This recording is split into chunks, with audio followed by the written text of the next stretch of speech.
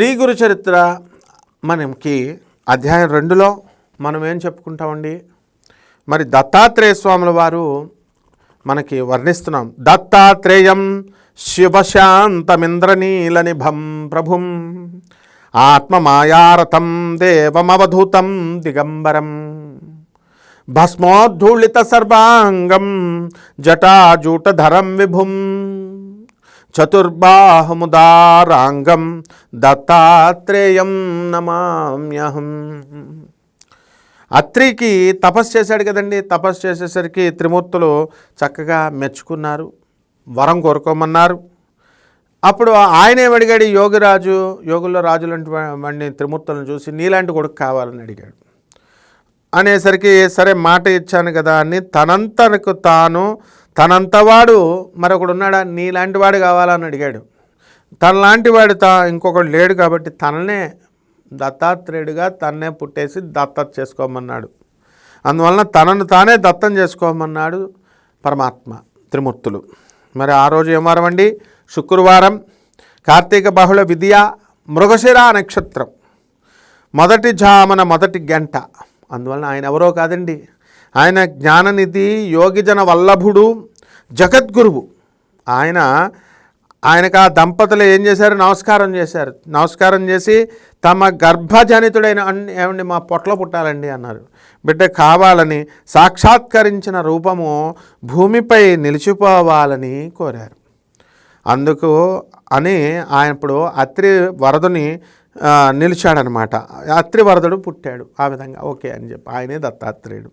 దత్తాత్రేయునికి ఏం చేయాలి? మనము 3 అర్ఘ్యాలతో మనము పూజ చేసి చెరుకు నివేదనాలను మనం సమర్పించాలి. ఇక 4వ అవతారం దత్తాత్రేయ స్వామి వారి 4వ అవతారం కాలాగ్నిశమనుడు. జ్ఞానానందైకదీప్తాయ కాలాగ్నిశమనాయ చ భక్తారిష్ట వినాశాయ నమోస్తు పరమాత్మనే. ఇక్కడ ఆశ్రమంలో ధ్యాననిష్ఠుడై ఉన్నాడు కదా అత్రి మహర్షి. ఆయన నుంచి పుట్టినటువంటి యోగాగ్ని పుట్టింది కదా, ఆయనే దహించబోయింది యోగాగ్ని. ఎవరిని? అత్రి మహర్షిని. అప్పుడు దత్తుడు ఏం చేశాడు? ఋషి శిరస్సు ప్రవేశించగానే 1,000,000 చంద్రుల చల్లదనం కలిగి తెరిచినటువంటి ఋషి కన్నుల నుంచి ఏం కనబడిందండి? దివ్యకాంతి వెడలి ఋతుస్నాత అయినటువంటి అనసూయ దేహంలో అందరి సమక్షంలో ప్రవేశిస్తే అది మార్గశీర్ష మాసము పూర్వార్ధంలోని సప్తమి. గర్భస్థుడైనటువంటి పరమాత్మ 9 దినాలను 9 మాసాలను తలచి మార్గశీర్ష పూర్ణిమ బుధవారం నాడు మృగశిర నక్షత్రంలో సాయంత్రం జన్మించాడు. సకల సృష్టి కూడా పులకించిపోయింది. మరి జగత్ప్రభువుకి చంద్ర దత్త దూర్వాసల రూపంలో దర్శనమిచ్చాడు. మొత్తం ఈ జగత్ప్రభు మరి త్రిమూర్తాత్మకుడైనటువంటి బిడ్డని చూసి వాళ్ళు ఎంతో సంతోషంతో పొంగిపోయారన్నమాట. అనసూయ స్తన్య పానంతో మనకి జలక్రీడలతో వారిని భగవంతుడు సంతోషపెట్టాడు. ఈ విధంగా మనకి 4వ అవతారం అయిపోయింది. మార్గశీర్ష పౌర్ణమి రోజున 3 అర్ఘ్యాలతో పూజ, పంచామృత నివేదన, బ్రాహ్మణుల భోజనం ఇవి జరిపించాలి. ఇక 5వ అవతారము యోగిజన వల్లభుడు. యోగ విజ్ఞాననాథాయ భక్తానందకరాయ చ దత్తాత్రేయాయ దేవాయ తేజోరూపాయ తే నమః.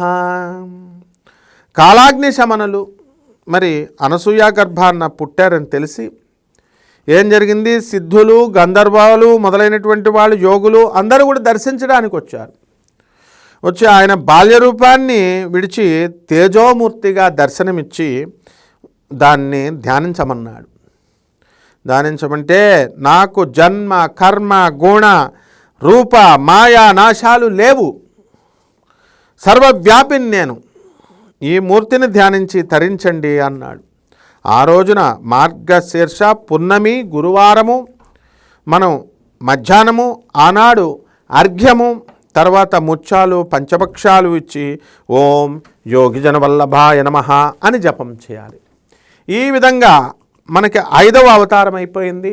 ఇక 6వ అవతారము లీలా విశ్వంభరుడు.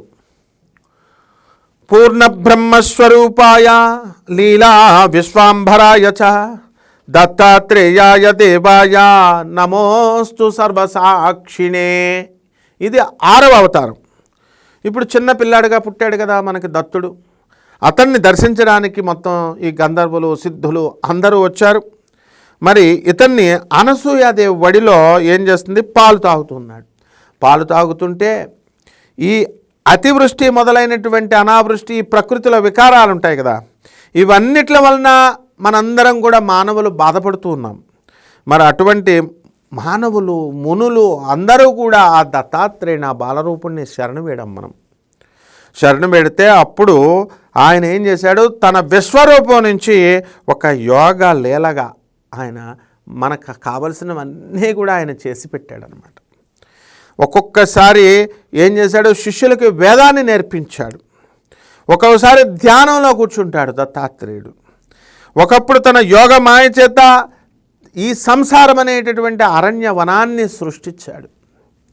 అలాగే ఒకప్పుడు తన యోగమాయ చేత సృష్టించినటువంటి ఈ యొక్క మానవుల్లో అరణ్యంలో అహంకారము, మమకారము, ఇలా అహంకారం ఏమైపోయిందంటే పర్వతమైపోయింది, కామం ఏమైపోయిందంటే సింహంగా మారింది, క్రోధము మనలో ఉన్న కోపం ఏమైందంటే శివంగిగా మారింది, అలాగే మన మనస్సు సరస్సుగా మారింది, యజ్ఞాదులు వృక్షాలయ్యాయి, ఆ వృక్షాల నిండా పళ్ళు ఉన్నాయి.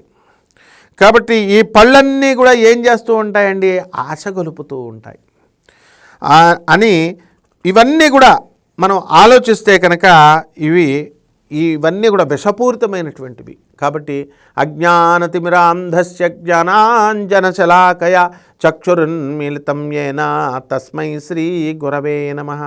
మనలో ఉన్నటువంటి ఈ అజ్ఞానాన్నంతటినీ కూడా ఆ జ్ఞానం అనేటటువంటి ఆ గురువు దత్తాత్రేయ స్వామి వారు మనల్ని పోగొడతారు, మనల్ని రక్షిస్తారు. శుభమస్తు.